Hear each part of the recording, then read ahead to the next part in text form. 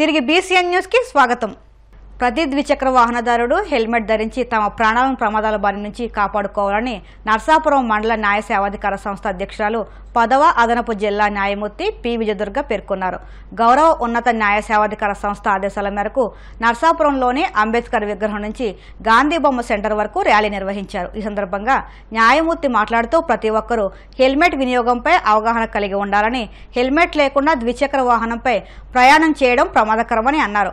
Helmet వల్ల ప్రాణాలను కాపాడుకోవచ్చని అన్నారు. హెల్మెట్ పై అవగాహన కల్పిస్తూ విద్యార్థులు, న్యాయవాదులు, న్యాయశాఖ ఉద్యోగులు నినాదాలతో ర్యాలీ నిర్వహించారు. ఈ కార్యక్రమంలో senior division civil judge G Gangaraju, junior division civil న్యాయమూర్తులు R Varalakshmi, K Srinivas, bar association అధ్యక్షులు సిహెచ్ దానయ్య నాయుడు, కార్యదర్శి ఆర్జీ కుమార్, న్యాయవాదులు పాల్గొన్నారు. రాష్ట్ర న్యాయ సేవాధికార సంస్థ ఆధ్వర్యంలో, జిల్లా న్యాయ సేవాధికార సంస్థ ఆధ్వర్యంలోని మండల న్యాయ సేవా సంస్థ నర్సాపురం వాళ్ళు హెల్మెట్ గురించి హెల్మెట్ ధరించాలని, ప్రతి ఒక్కరు ధరించకపోతే ఏదైనా ప్రమాదం జరిగితే చనిపోయే అవకాశాలు ఉంటాయని అవగాహన కల్పించే ఉద్దేశంతో ఈ ర్యాలీని చేయడం జరుగుతా ఉంది. అందరూ కూడా దీన్ని తప్పనిసరిగా విని పాటించాలని, లైఫ్ ని పొడిగించుకోవాలని కూడా మేము అందరం కోరుతున్నాం. ఏకలవ్య జయంతిని ఎరుకుల సంఘం ఆధ్వర్యంలో కాకినాడ జిల్లా పిఠాపురం పట్టణంలో ఘనంగా నిర్వహించారు. పట్నం జగ్గయ్య చెరువు కాలనీ వద్ద ఉన్న ఏకలవ్యుని విగ్రహం వద్ద నిర్వహించిన ఈ కార్యక్రమానికి తెలుగుదేశం పార్టీ రాష్ట్ర అధికార ప్రతినిధి పిఠాపురం మాజీ ఎమ్మెల్యే వర్మ ముఖ్య అతిథిగా హాజరయ్యారు. ముందుగా ఏకలవ్యుని విగ్రహానికి మాజీ ఎమ్మెల్యే వర్మ పూలమాలలు వేసి ఘనంగా నివాళులర్పించారు. అనంతరం ఏకలవ్యుడి సాహస విన్యాసాలపై మాజీ ఎమ్మెల్యే వర్మ ప్రసంగించారు. ఏకలవ్యుడు అంటే చిన్నప్పుడు మనం పాఠాల్లో నేర్చుకున్నాం. అర్జునుడికి ధీటుగా ఏకలవ్యుడు యుద్ధ విద్యలో బ్రహ్మాండంగా ముందుకెళ్తుంటే అప్పుడు కూడా స్వార్థ రాజకీయాలు ఉన్నాయి.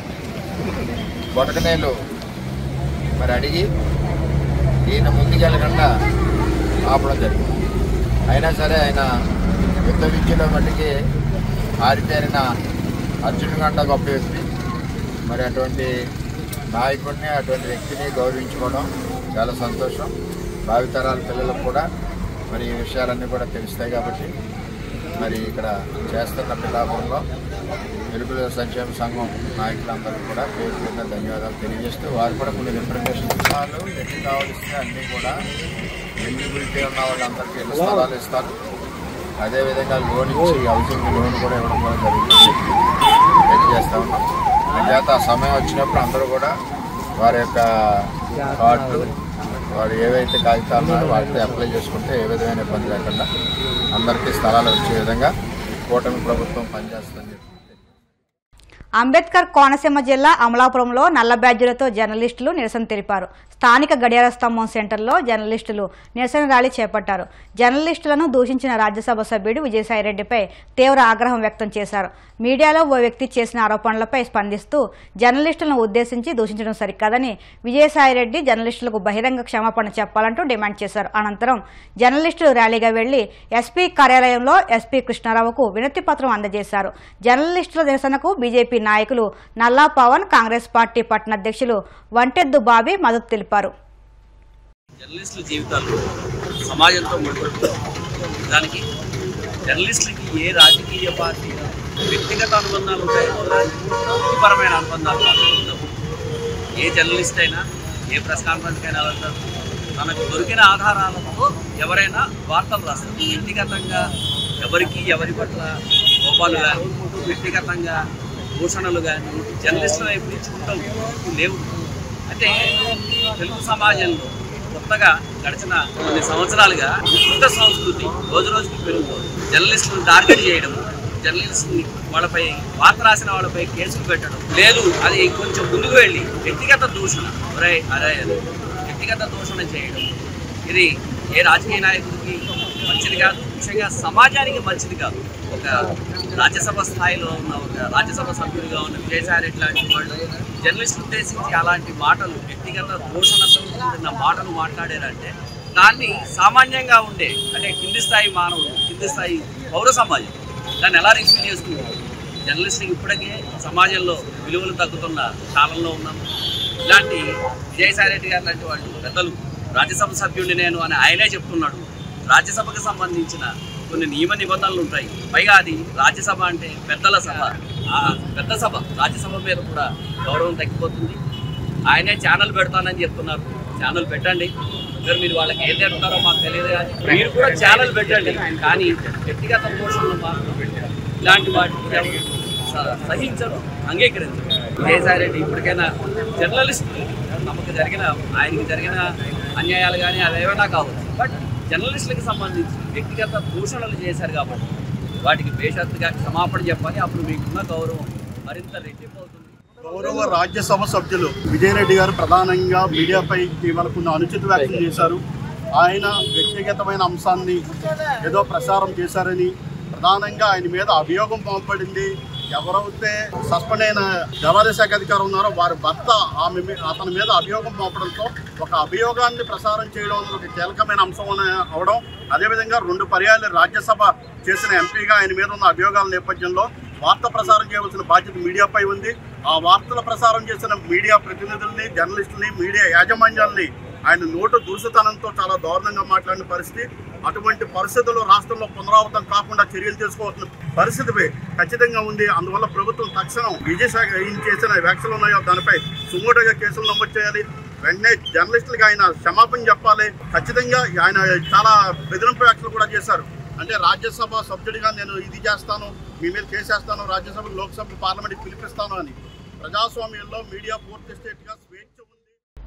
వైఎస్ఆర్ కడప జిల్లా నూతన ఎస్పీగా హర్షవర్ధన్ రాజు బాధ్యతలు స్వీకరించారు. కడప ఎస్పీ కార్యాలయంలో పోలీసుల గౌరవవందనం స్వీకరించిన అనంతరం ఎస్పీగా హర్షవర్ధన్ రాజు బాధ్యతలు చేపట్టారు. కడప జిల్లా ఎస్పీగా బాధ్యతలు స్వీకరించడం సంతోషంగా ఉందని ఆయన పేర్కొన్నారు.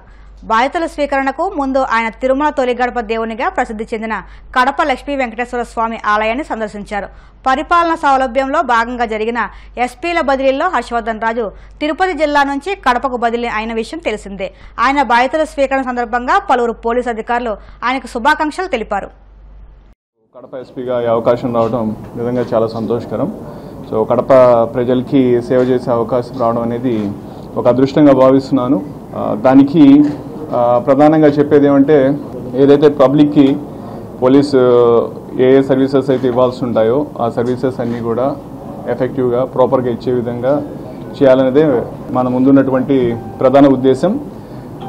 ఏదైతే రూల్ ఆఫ్ లా ఉందో ఆ రూల్ ఆఫ్ లాని మనం ప్రిజర్వ్ చేయాలా, ప్రొటెక్ట్ చేయాలా.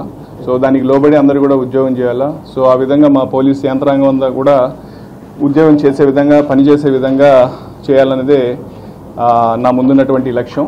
సో కాబట్టి దాంట్లో ఈ విధంగా చేసే క్రమంలో పాత్రికేయ మిత్రులు కావచ్చు, ఎలక్ట్రానిక్ ప్రతినిధులు కావచ్చు, ప్రజలు కావచ్చు, రాజకీయ పార్టీకి సంబంధించిన ప్రతినిధులు కావచ్చు, అలాగే మా పోలీస్ యంత్రాంగం అంతా కావచ్చు, వాళ్ళందరూ కూడా వాళ్ళ సహాయ సహకారాలు అందిస్తారని చెప్పి నేను ప్రగాఢంగా నమ్ముతున్నాను.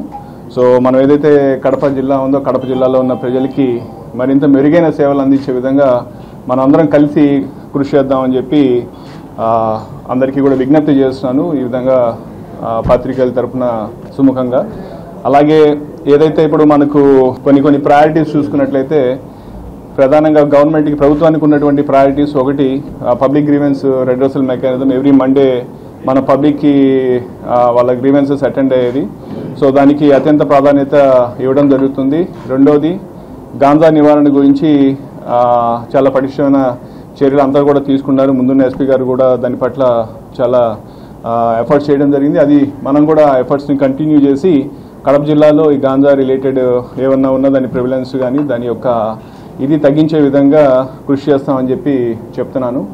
అలాగే ఇంకా వేరే అదర్ ఇల్లీగల్ ఇష్యూస్ సంబంధించినవి కావచ్చు, తర్వాత పోతే వేరే సమస్యలు కావచ్చు, ఇవన్నిటిని కూడా మనం కులంకుషంగా పరిశీలించి అందరితోటి కలిపి చర్చించి వాటికి సరైన సొల్యూషన్ కానీ సరైన యాక్షన్ తీసుకునే విధంగా కూడా ముందుకు వెళ్తామని చెప్పి మీ అందరి తరఫున నేను తెలియజేస్తున్నాను. సో ప్రధానంగా ప్రజలకి మెరుగైన సేవలు అందించాలి. మా సార్ కూడా అంటారు, మనము పోలీస్గా we're answerable for our actions, we're accountable for our actions. So ప్రతి ఒక్కరు కూడా ఆఫీసర్ నుంచి నా నుంచి కింద స్థాయి అధికారి వరకు కూడా ప్రతి ఒక్కరు కూడా ఇదే మోటివ్ తోటి పనిచేయాలని చెప్పి నేను ఆశిస్తున్నాను. అందరికీ కూడా అదే నా మెసేజ్. సో ఇదే విధంగా మా పోలీసు అందరూ కూడా పనిచేస్తారని చెప్పి మీకు తెలియజేస్తున్నాను. వార్తలు ముగించే ముందు ముఖ్యాంశాలు మరొక్కసారి. 21న భీమవరంలో జిల్లా ర్యాంకింగ్ చెస్ టోర్నమెంట్ ప్రచార పత్రాలను విడుదల చేసిన కేంద్ర సహాయ మంత్రి భూపతిరాజు శ్రీనివాసవర్మ.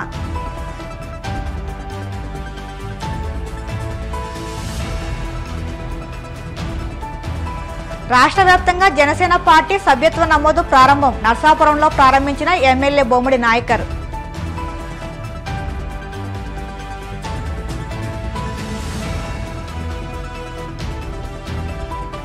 హెల్మెట్ ధారణపై నర్సాపురంలో అవగాహన ర్యాలీ. సురక్షితమైన ప్రయాణం చేయాలన్న నర్సాపురం మండల న్యాయ సేవాధికార సంస్థ అధ్యక్షురాలు విజయదుర్గ.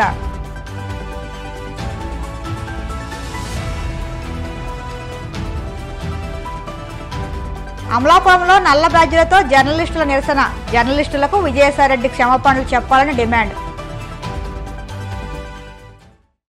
ఈ వార్తలు ఇంతటితో సమాప్తం. మరిన్ని వార్తల కోసం BCN digital YouTube channel, Facebook పేజీని ఫాలో అవ్వండి. అప్డేట్ వార్తల కోసం ప్లీజ్ సబ్స్క్రైబ్.